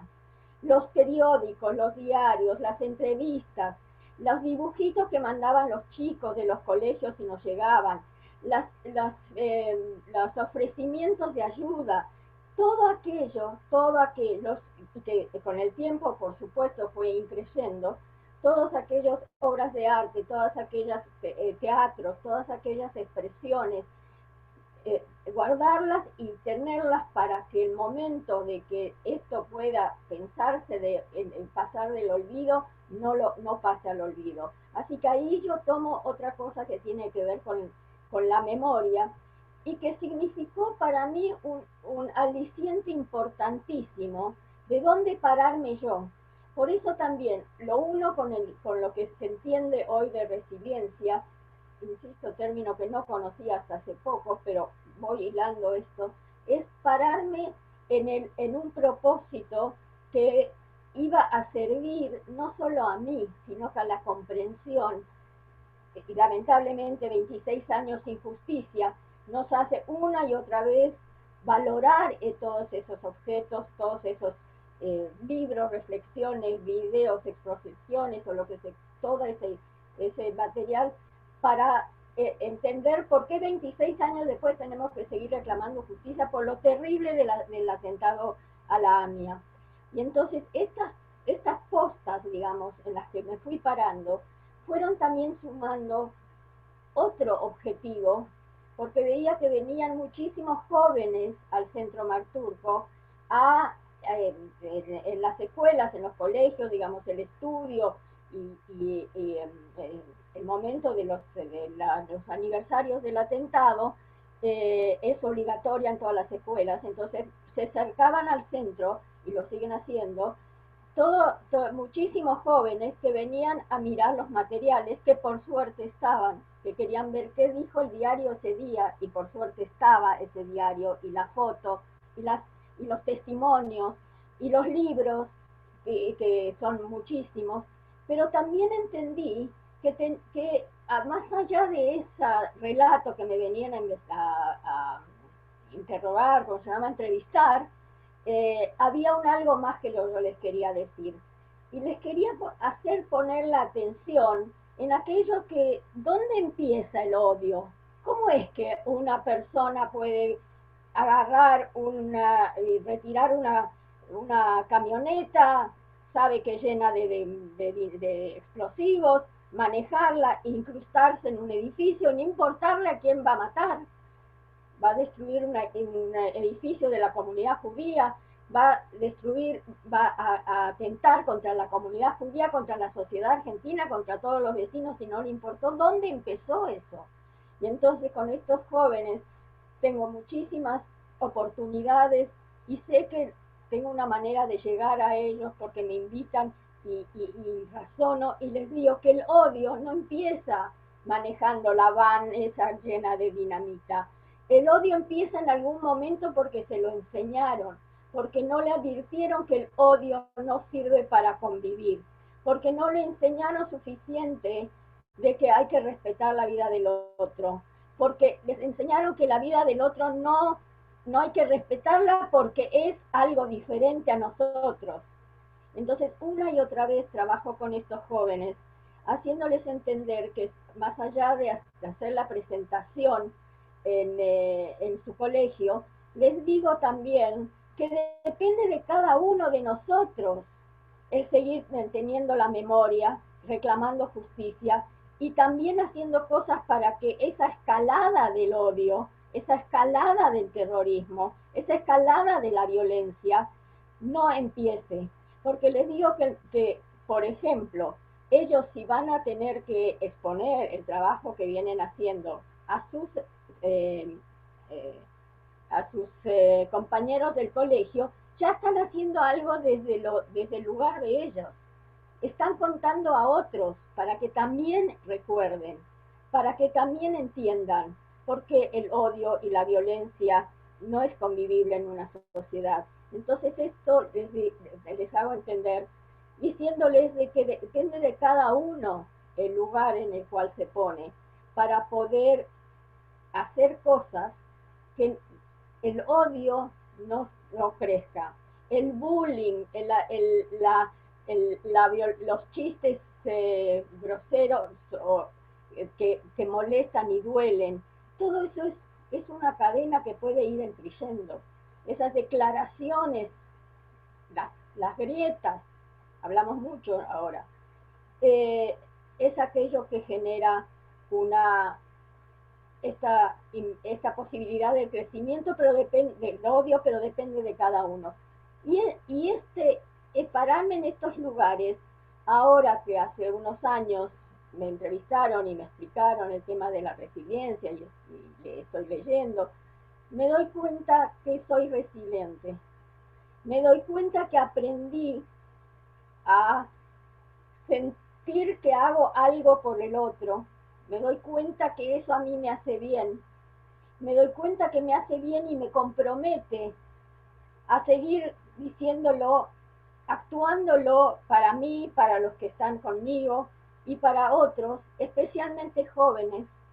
Insisto en aquello de siempre hay un lugar en el cual uno se puede parar para enseñar, mostrar, advertir, educar y crear un modo de vida mejor. Cada uno de los puntos que escuché en las presentaciones que estamos escuchando acá, me prendieron lucecitas y la verdad estoy agradecida por la invitación, agradecida por escucharlo y agradecida también por reconocerme que esta manera de las instituciones, como contó Ana, en España, o desde el educar a los hijos en el no odio ni la venganza, sino en aquello que puede apoyarse con el amor de una madre y la familia en lo positivo, es aquello que ayuda y nos hace desear, creer, pensar o trabajar por aquello que sea un mundo mejor, una sociedad mejor, una casa mejor, una institución mejor, una comunidad mejor, una vida mejor, donde todos estos factores puedan combinarse para que no tengamos que seguir llorando interna y externamente por aquello que el odio nos quiso hacer, sino sobreponernos en todo lo posible con esos puntitos de apoyo o grandes moles de apoyo donde uno se puede parar. En lo familiar, insisto, en lo familiar, en los compañeros de trabajo, en aquellos con quienes, en los amigos, con quienes congeniamos en nuestros puntos de vista sobre la vida, son aquellos que me permite hoy estar así hablando con todos ustedes. Muchas gracias, Anita. Realmente es muy, muy fuerte, muy potente escuchar tu testimonio. Y digamos, un poquito para abrir la ronda de preguntas y a propósito de lo que terminaste tú recién, Anita, una pregunta, si bien todos los expositores de alguna manera están vinculados salvo Leo, creo, no, aunque en las guerras en Israel también uno está expuesto a hechos traumáticos, como hablabas, las diferentes guerras que lamentablemente vive Israel, pero tú participaste, tú has sido protagonista directa de un atentado, estabas ahí, te tocó abrirte camino, paso entre los escombros. ¿Qué pasado, como tú dijiste, 26 años, cuando vuelves a recordar aquel evento y cuando recuerdas, ¿qué te ocurre? ¿Qué pasa con la reacción física? ¿Sueñas sobre el atentado? ¿Qué te pasa a ti en tu interior 26 años después?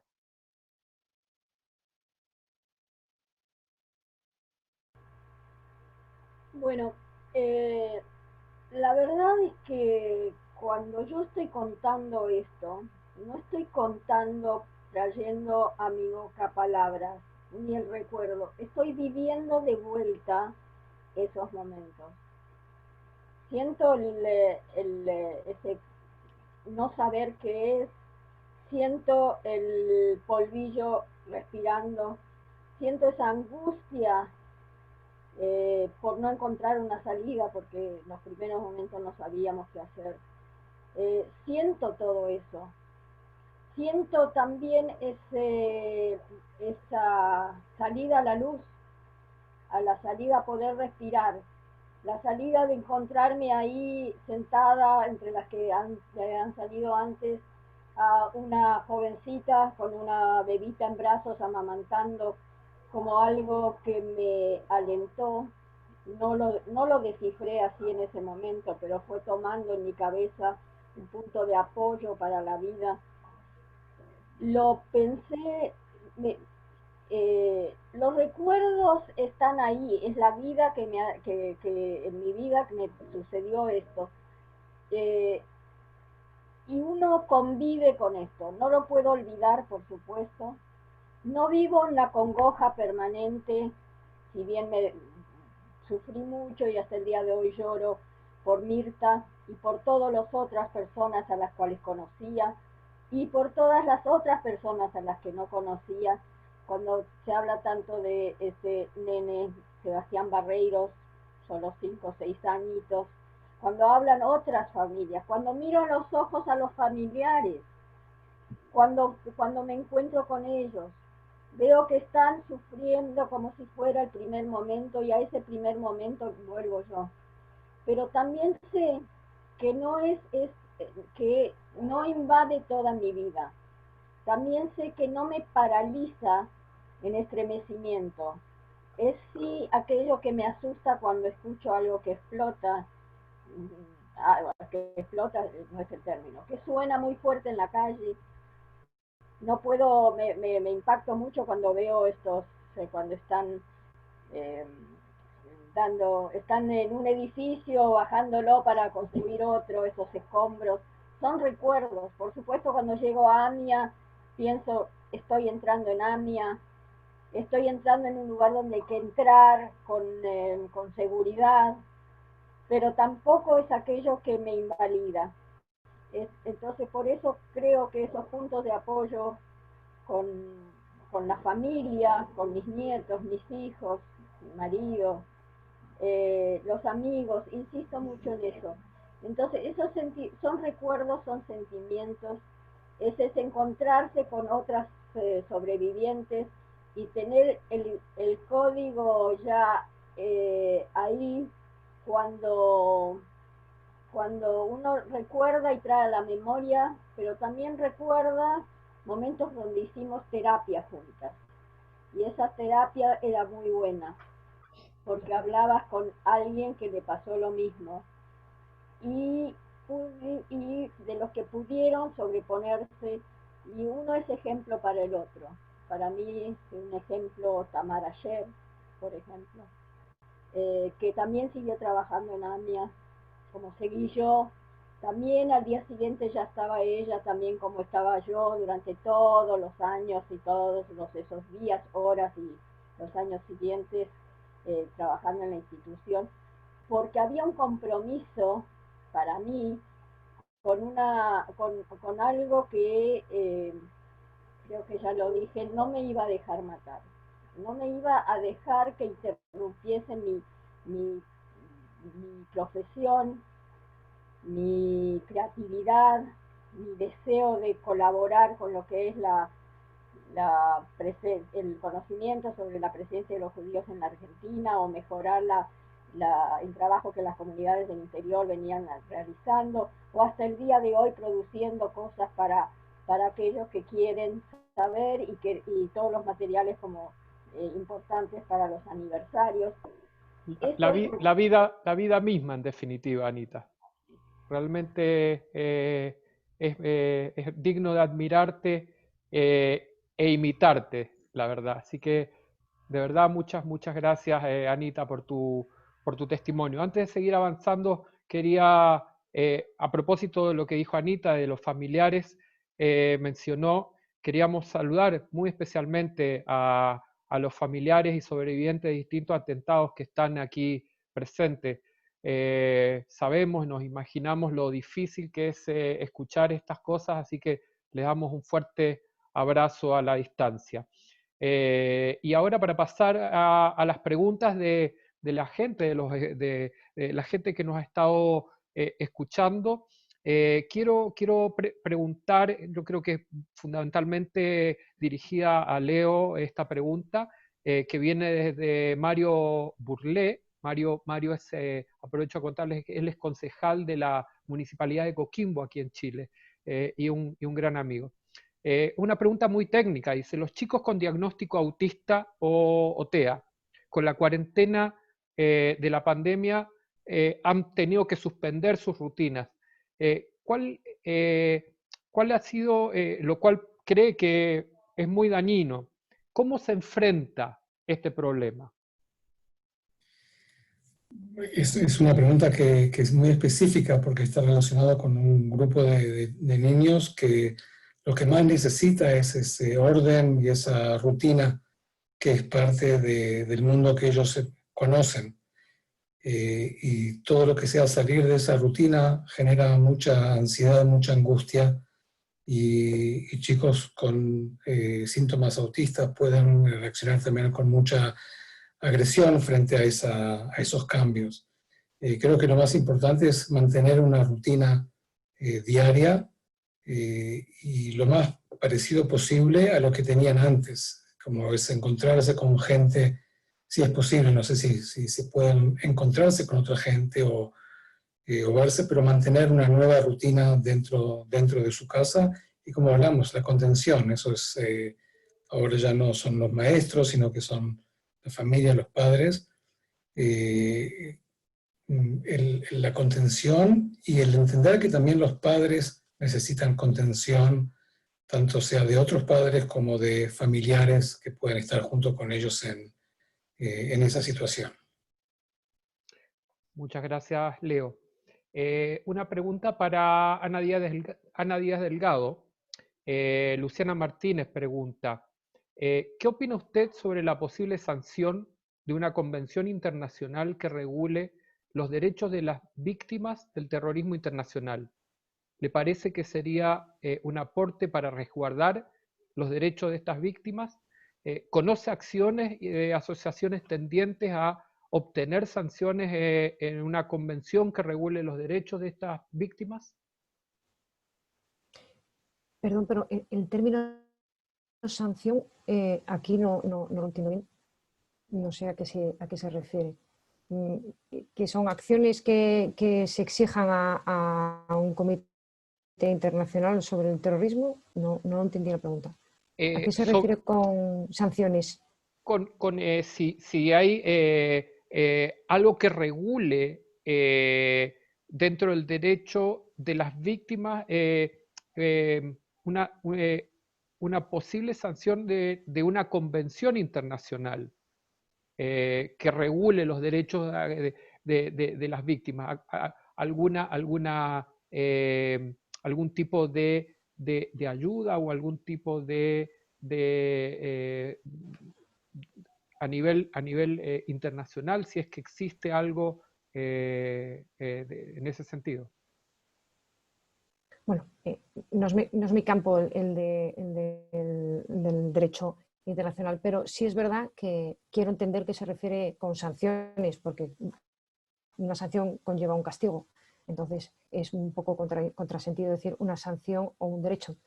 Entonces, es verdad que hay una ley marco europea en la que es similar a la obtenida por España, que es la ley que comenté antes de atención integral a víctimas del terrorismo, en la que se persigue a nivel internacional a terroristas para que cumplan con la pena, derecho que se acoge a cada país. Es decir, no hay un derecho comunitario, pero es el país en donde se ejecuta el atentado el que tiene su propia ley para sancionar esta acción. Y es verdad que ahora en Europa se está progresando mucho. También hay asociaciones como la francesa o la belga que se ha unido al trabajo que hace la Asociación de Víctimas del Terrorismo, AVT, para dotar a las víctimas del terrorismo de esa asistencia jurídica y de un acompañamiento económico, una redención a ese acto terrorista. Pero en cuanto a una sanción internacional, yo creo que ya sería a nivel de ONU el que debería hacer, que las hay, sanciones internacionales para acciones terroristas. Pero recae en el derecho de cada país. Perfecto, muchas gracias. No sé si responde a la pregunta porque sí. No sabía muy bien muy claro. si iba por ahí. Tengo una pregunta para Ana Evans, que nos dice, quienes nos estaba escuchando, que gracias por compartir y que fue muy emocionante para la persona que escucharte. Dice. La pregunta es, ¿cuáles fueron las reacciones de los niños? ¿Qué edad tenían? ¿Cómo les afecta hoy en día el trauma de haber perdido a su padre y de la manera que fue? Y tú como madre, ¿Qué te ayudó y qué hiciste, qué te ayudó y los ayudó a ellos? Bueno, en ese momento tenían 3, 9 y 12 años. Así que hablar con cada uno de ellos fue diferente. Primero por la edad y segundo por la personalidad de cada uno. Uno de ellos, incluso, de ellos estaba de viaje con la escuela.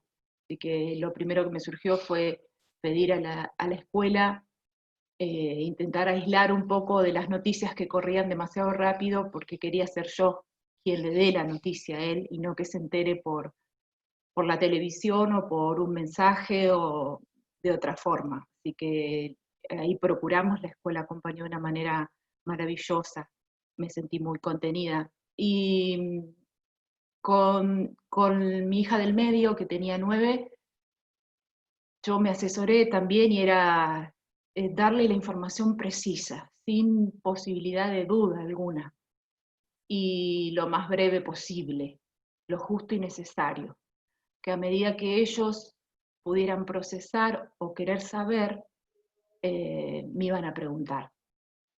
Y con la más pequeña, también intenté, tenía 3 años, ese mismo año, 6 meses antes, murió mi papá. Así que habíamos transitado 6 meses de una pérdida muy grande, en la que hablábamos de la muerte del abuelo, así que fue mencionarle la misma situación. Y siempre abierta al diálogo con ellos, cada uno lo fue expresando de diferente manera. Por ahí la angustia invade, el primer año fue muy duro, se sintió demasiada la ausencia, estábamos los 4 muy sensibles. Así que fue difícil acompañarlos en intentar contener cuando yo misma me desarmaba cuando los veía sufrir.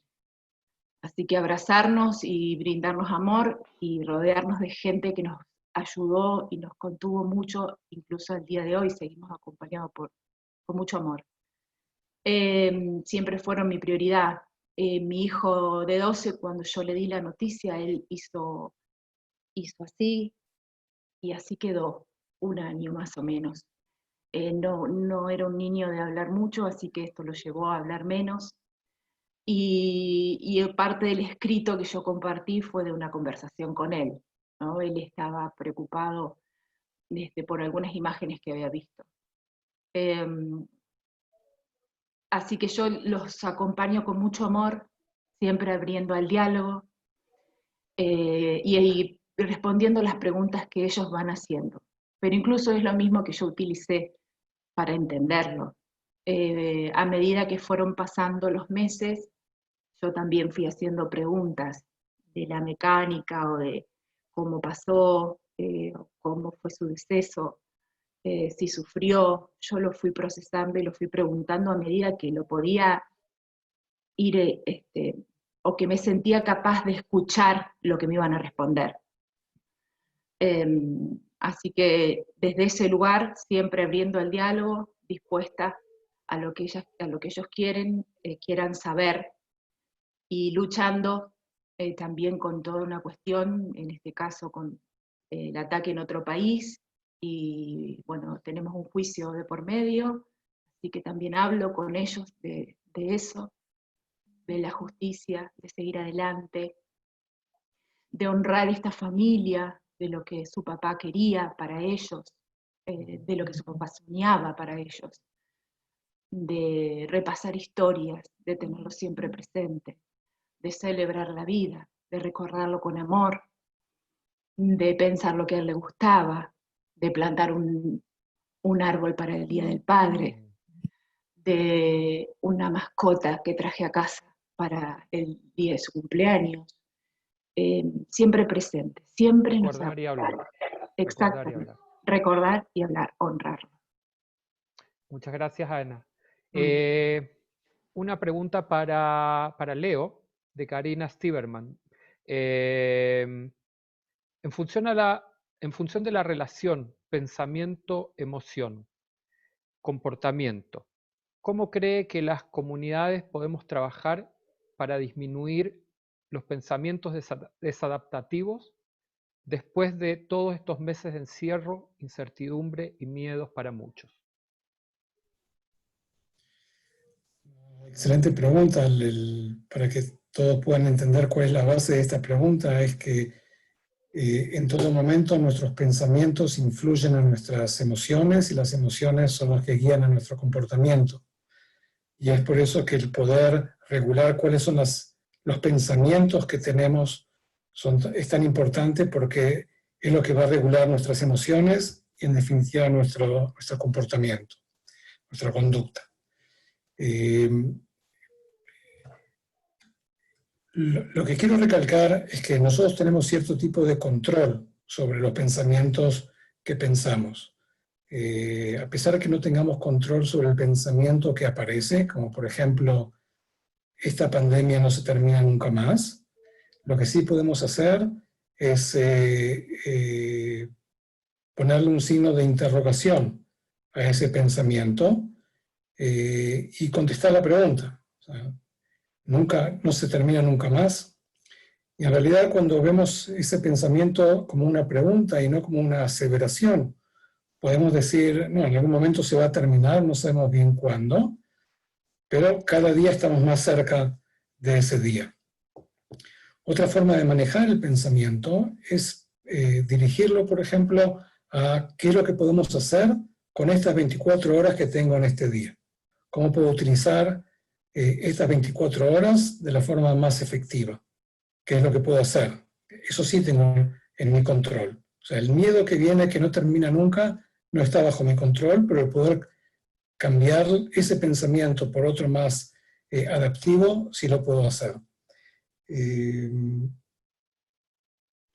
Bueno, esa es la respuesta. Perfecto, muchas gracias, Leo. Y bueno, la verdad que está muy entretenido, quisiéramos seguir mucho tiempo más, pero el tiempo se empieza a terminar.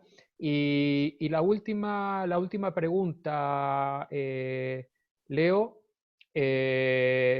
¿cómo se maneja la resiliencia en personas con poca expectativa de vida? Tema. ¿A qué te referís? ¿A personas que están muy enfermas? Claro, que probablemente, ya sea por el COVID o por alguna otra enfermedad, como darle la energía necesaria para seguir avanzando y que no se depriman, digamos, que probablemente saben cuál va a ser el final, que sabemos todos, pero el final más anticipado probablemente. Pienso que la forma más honesta y humana que pueda existir es acompañando a esa persona, lo que en algunos países es muy difícil porque no permiten acompañar a aquellas personas que se están muriendo. Creo que lo más honrado y honesto es permitir a los familiares que puedan estar ahí. No creo que puedan mejorar que esa persona no esté deprimida, pero es diferente estar deprimido cuando alguien está al lado tuyo y te mira a los ojos y te agarra una mano y que comparte contigo esos momentos tan delicados. Creo que es una pregunta que cada país tiene que hacerse: cómo va a permitir a su gente despedirse de la gente más cercana, los padres, los hijos. Creo que hay que buscar la forma técnica que sea de la forma más honrada y emocional que pueda ser. Muchas gracias, Leo. Y ahora sí, la última es una pregunta que viene de parte de Vera. Creo que es muy importante. Vera, su marido, al igual que Ana Evans, su marido también falleció en el atentado en Nueva York. Y nos pregunta, ¿cómo se hace para trabajar esta resiliencia que debemos lograr? Y como él dijo, refiriéndose a ti, no cargar con más peso del que debemos cargar. Como cuando vivimos en una sociedad que en general no es tan empática y consideran que en un tiempo determinado, 1 o 2 años, ya debemos estar bien. ¿Cómo superar eso si nos lleva más tiempo, en definitiva, de la exigencia de la sociedad? Cada persona va a elaborar su duelo a su ritmo. No hay una receta única para todas las personas, y creo que hay que darle tiempo a cada persona para que pueda elaborar su duelo a su propio ritmo.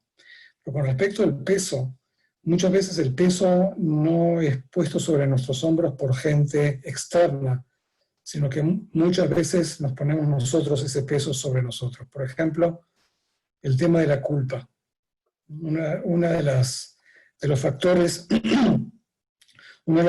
que vemos en personas que desarrollan estrés postraumático es esa incapacidad de elaborar la culpa, cuando en realidad no existe una culpa. En la mayoría de los casos, la gran mayoría de los casos, la culpa, que es un peso muy, muy pesado, está basado en nada, está basado en una suposición, en algo que nos imaginamos que quizás teníamos control de una situación que no teníamos para nada control, que tenemos responsabilidad cuando en realidad no tenemos responsabilidad de lo que pasó, y el poder ayudar a esa gente a elaborar esa culpa es una de las cosas que ayudan a bajar ese peso. Muchas gracias, Leo. Y bueno, quiero agradecer a todos y cada uno, y le paso la palabra a mi querido amigo Danilo Gelman, quien nos va a cerrar este gran evento. Muchas gracias. Gracias, Marce. Bueno, gracias a todos y a todas los que están acá. Wow, gracias a los panelistas por compartirnos estas grandes experiencias. Creo que para todos fue muy conmovedor. Fueron 4 puntos de vista bien diferentes y muy enriquecedores.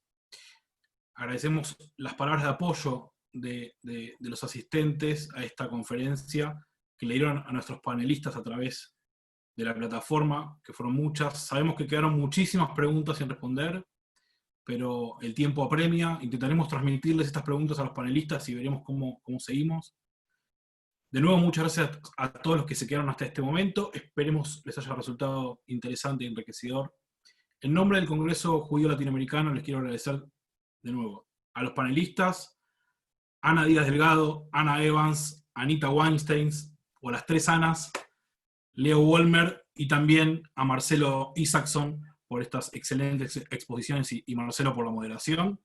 Con esta 4ª y última conferencia concluimos este ciclo en conmemoración del 26 aniversario del atentado al edificio La AMIA, con más de 2.500 asistentes. Continuaremos exigiendo justicia y abordando las distintas aristas del terrorismo día a día. Nuevamente, muchas gracias a todos, a cuidarse y buenas noches.